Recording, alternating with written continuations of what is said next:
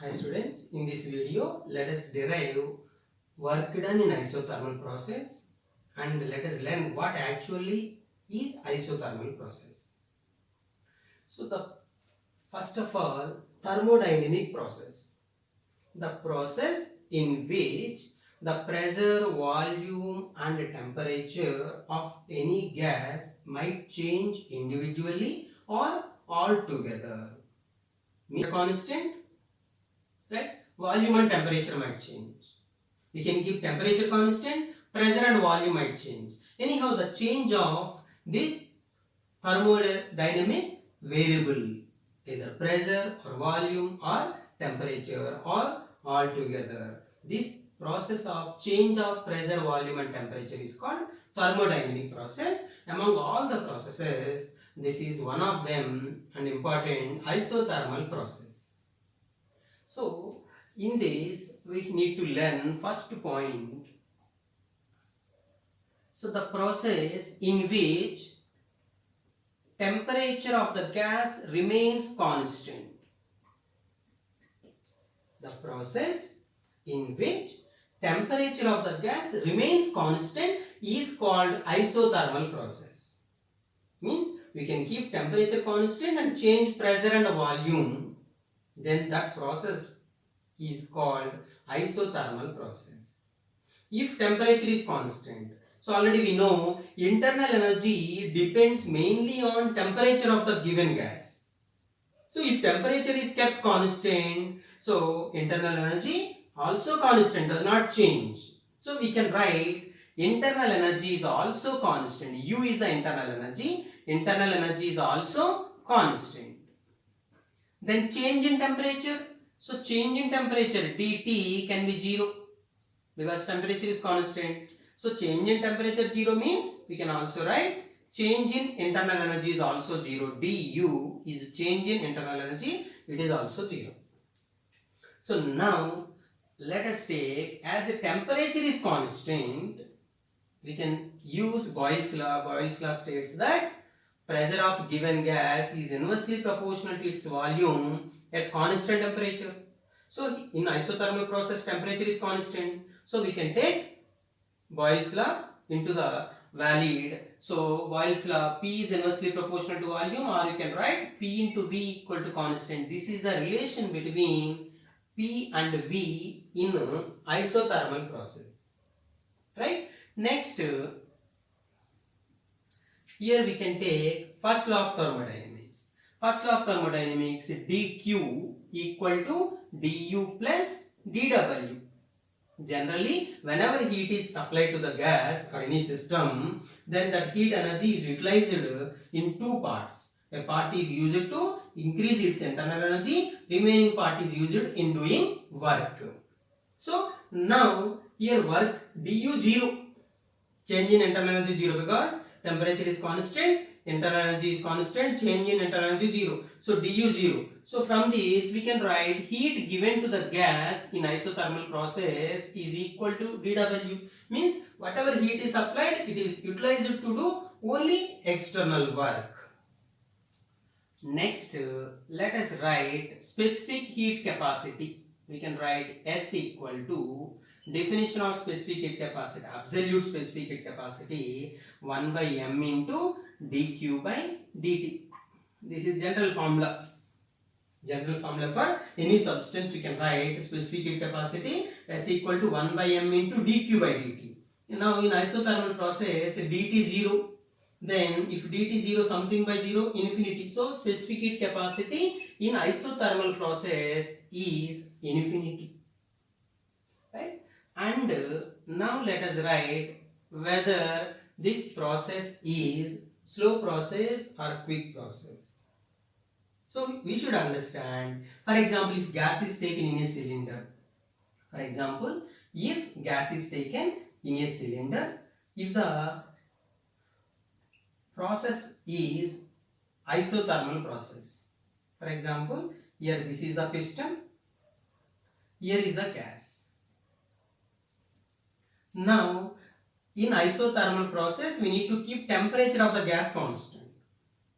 For example, if the piston is moving inside, So gas will be compressed. So volume decreases. Now we are pushing the piston inside, means we are doing work on the gas. So our work is converted into internal energy of the gas, then its temperature might increase. But temperature should not increase, means this cylinder should be good conductor of heat. If it is good conductor of heat, what happens? When we compress the gas by pushing the piston inside, temperature of the gas might increase.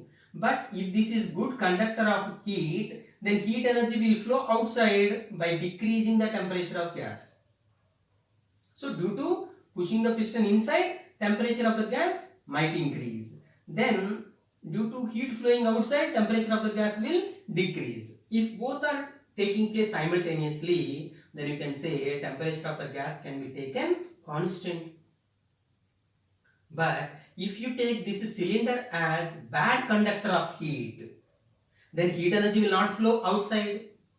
Due to pushing the piston inside, work is done on the gas, which is converted into its internal energy, then temperature will increase. The process cannot be isothermal process. The process should be isothermal process, means this cylinder should be good conductor of heat. It should allow the heat to flow outside. That is not enough. Now, if you push the piston suddenly inside, suddenly it is pushed inside, suddenly its temperature increases. In that short time, heat cannot flow outside that fast, so temperature of the gas will increase. But if you compress the piston slowly, then work is done on the gas slowly, due to which temperature of the gas slightly might increase, then heat energy will go outside because it is good conductor.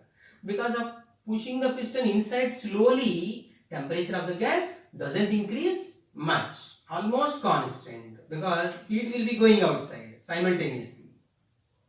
Heat will go outside slowly. Even it is a good conductor also, heat suddenly will not go out. So heat will take some time. So heat will go outside slowly. That's why you should push the piston slowly. Then temperature of the gas can be taken constant. So for a process to be isothermal process, the process should be slow process, right? So we can write it is a slow process. It is a slow process. So isothermal process is a slow process. Now let us find slope of PV graph. So slope of PV graph. So general slope formula, for any graph, slope formula we will write dy by dx. Here we will write dp by dv. General formula, I will draw the graph for PV. So pressure is taken on y-axis, volume is taken on x-axis.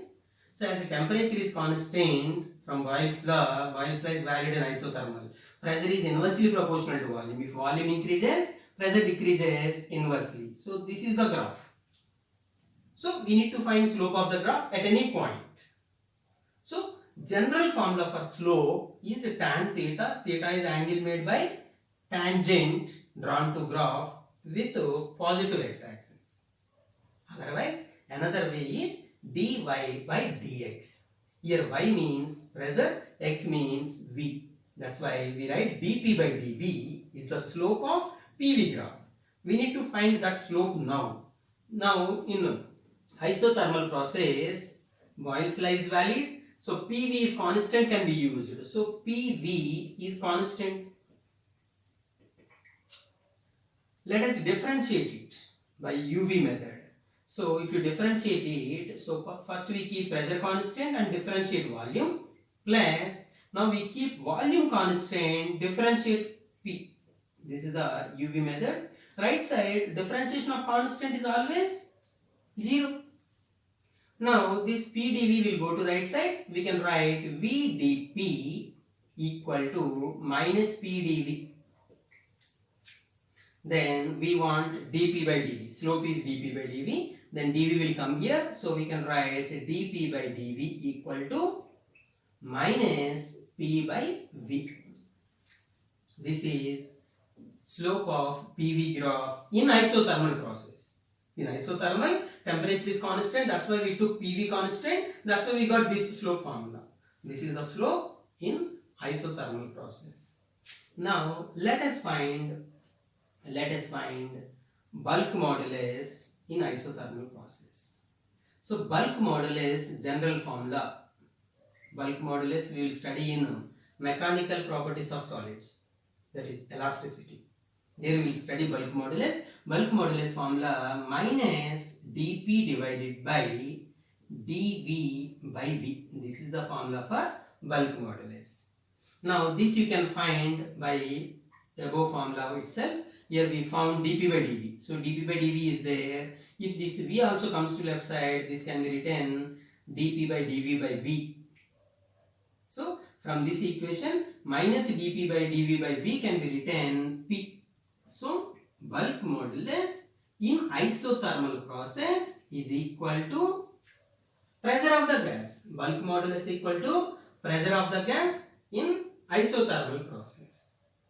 Next, last point, that is work done in, W is the work done in isothermal process. So here already we have seen work done formula from adiabatic process. We know work done dW pdv. So this is the general formula for work done, just like force into displacement.